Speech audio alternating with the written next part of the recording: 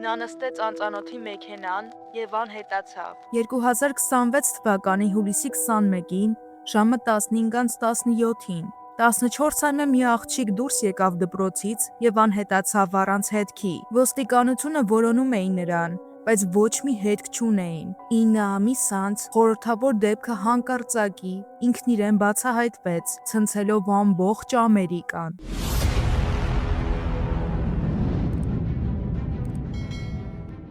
Աբիգեյլ Հերնանդեսը մոր եւ քրոջ հետ ապրում էր Նյու Հեմփշիրի Քունեյ նահանգային քաղաքում։ Սա փոքր, բայց շատ գեղատեսիլ վայր է, մոտ 10,000 բնակչությամբ։ 2013 թվականի հոկտեմբերի 9-ին Էբին գնաց դպրոց։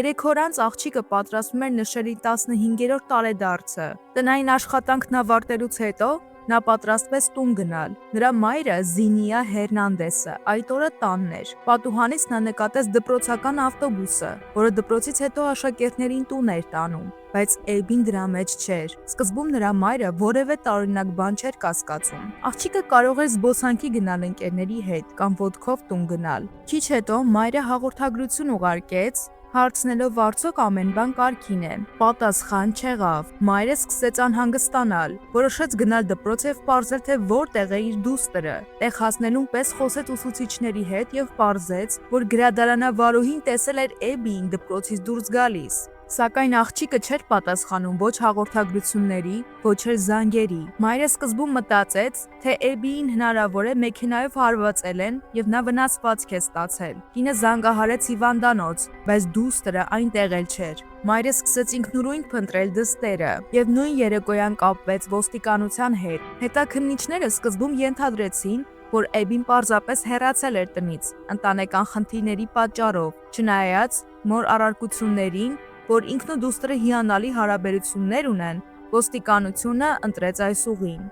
Էբիի լավագույն ընկերուհին նույնպես ոստիկանությանը ասաց, որ աղջիկը տանը խնդիրներ չունի եւ չէր կարող պարզապես փախչել։ Այդ օրը դասերի միջև ընկած ընդմիջումների ժամանակ նրանք քննարկում էին աղջկա տարեդարձը։ Ոստիկանությունը սկսեց հարցաքննել Էբիի բոլոր ծանոթներին եւ վերականգնել այդ օրվա իրադարձությունները։ Դպրոցի տեսախցիկներից պարզվեց, որ աղջիկը դպրոցից հետո դուրս է եկել շենքից եւ ավտոբուս չի նստել։ Պատասխանել է իր մոտ ընկերոջ հաղորդագրությանը 14:53-ին եւ 14 րոպե անց դադարել է պատասխանել։ Այդ պատճառով ոստիկանությունը սկսեց կասկածել իր մոտ ընկերոջը, բայց այդ կասկածները անհիմն էին։ Ոստիկանությունը նաեւ հասկացավ, որ աղջիկը չէր կարող տանից փախչել, որովհետեւ չկային դրա պատճառները։ Այդպես հետաքննությունները տևեցին 1 ամիս։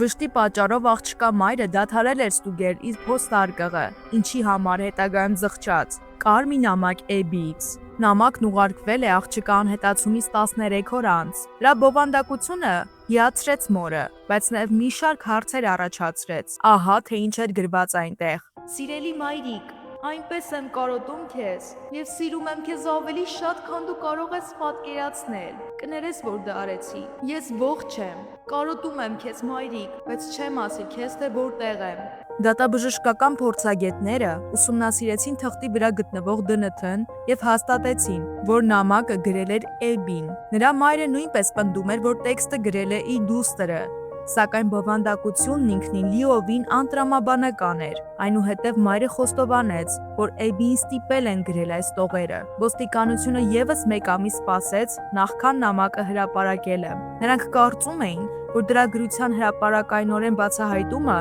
կարող է Էբիին ավելի մեծ վտանգի ենթարկել։ Ինչ կլիներ, եթե աղջիկը գերության մեջ լիներ եւ նա կարողանար նամակն ուղարկել առանց նրան գերեբարողների իմացության։ Եվ այդ պատճառով ոստիկանությունը չէր ցանկանում որևէ ռիսկի դիմել։ Երբ նամակը վերջապես հրապարակվեց, այն դարձավ փոքրիկ քաղաքում քննարկման հիմնական թեման։ Մարդկանց մեծ մասը անմիջապես հավատաց, որ Էբին պարզապես փախել է, եւ սկսեցին դատապարտել նրան եւ նրա ընտանիքին։ Ոմանք էլ դժգոհում էին, որ պարզ փախուստի պատճառով ոստիկանությունը բոլորին զգոնության մեջ էր պահում, հարցաքննելով քաղաքի կեսին։ Այս պահին հետաքննությունը փաստացի կանգ առավ։ Էբին կարծես անհետացավ, եւ ոստիկանությունը չկարողացավ գտնել նրա որևէ հետ։ Սա շարունակվեց մինչև 2014 թվականի հուլիսի 20-ը, եւ վերջապես լուծումը հայտնվեց։ Պատմությունն անմիջապես դարձնելով սենսացիա, անհետացումից 9 ամիս անց Էբին հայտնվեց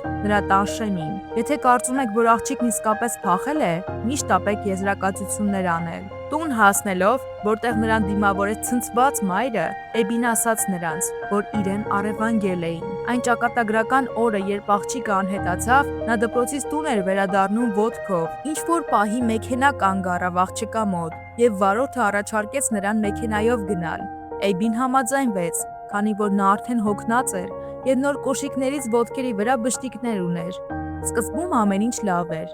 Ղեկին նստած միջին տարիքի տղամարդը մեքենայով գնում էր դեպի նրա տունը, մինչև որ հանկարծակի մտավ դատարկ կայանատեղի։ Էյբին հասկացավ, որ կարող է վտանգի մեջ լինել եւ փորձեց դուրս գալ մեքենայից, բայց տղամարդը հանեց ատրճանակը եւ հրամայեց նրան չշարժվել։ Նա ձեռնաշղթանը եւ գլխարկ հագցրեց Էյբիին, որպեսզի նա չտեսնի ճանապարհը,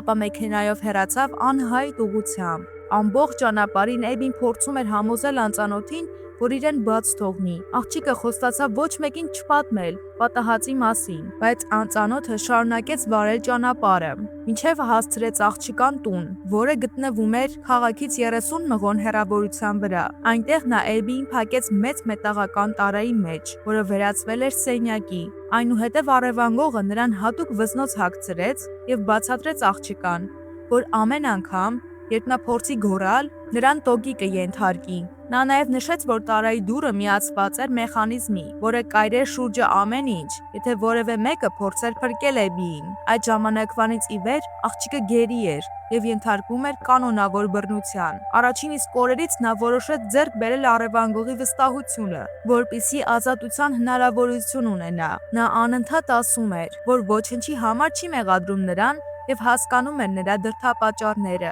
Էբին նաև խոստացավ ոչ մեկին չպատմել կատարվածի մասին, եթե նա իրեն բաց թողնի։ Ամիսների ընթացքում առևանգողը իրականում սկսեց ավելի շատ վստահել իր գերուն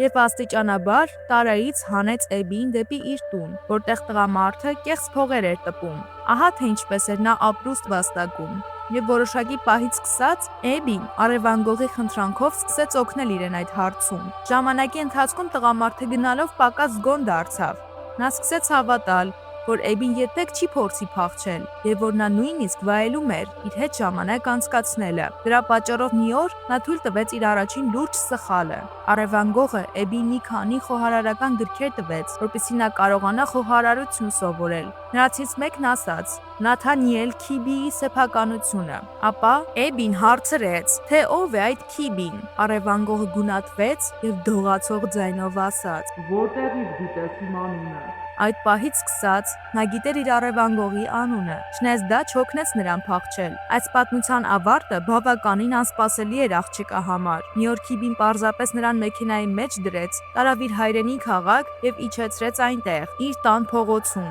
Ինչպես ավելի ուշ պարզվեց, առևանգողը դա արել է վախից դրդված։ Հիշում եք նրա փոքրիկ կեղծարարական բիզնեսը։ Հենց դրա պատճառով էլ նա ստիպված եղավ ազատ արձակել գերուն։ Բանն այն է, որ Քիբին իր ընկերուհուն տվեց իր պատրաստած 3 $50 թղթադրամ, որոնք քողարկվել էին որպես իրական փող։ Նա գնաց տեղի սուպերմարկետ եւ փորձեց վճարել դրանցով, բայց նրանք այն նույնականացրին որպես կեղծ։ Դեպքի վայր ժամանեց ոստիկանությունը եւ կինը նրանց տվեց այն տղամարդու անունը, ով իրեն տվեց թղթադրամները։ Դրանից հետո նա զանգահարեց Քիբիին եւ ասաց, որ նրա տունը պատրաստվում են խուզարկել։ Իհարկե, ոստիկանությունը այդ դեպքում իսկական ցնցում կունենար։ Բացի կեղծ գումարից, նրանք կգտնեին 9 ամիս առաջ անհետ կորած աղջկան, ով ամբողջ տարածքում խոսակցության թեման էր։ Դրա պատճառով էլ առևանգողը խուճապի մատնվեց եւ որոշեց Էբիին տուն թողնել։ Նա պահանջեց, որ ոչ մեկին չասեն իր անունը կամ առևանգման որևէ հանգամանք։ Ամենայն հավանականությամբ,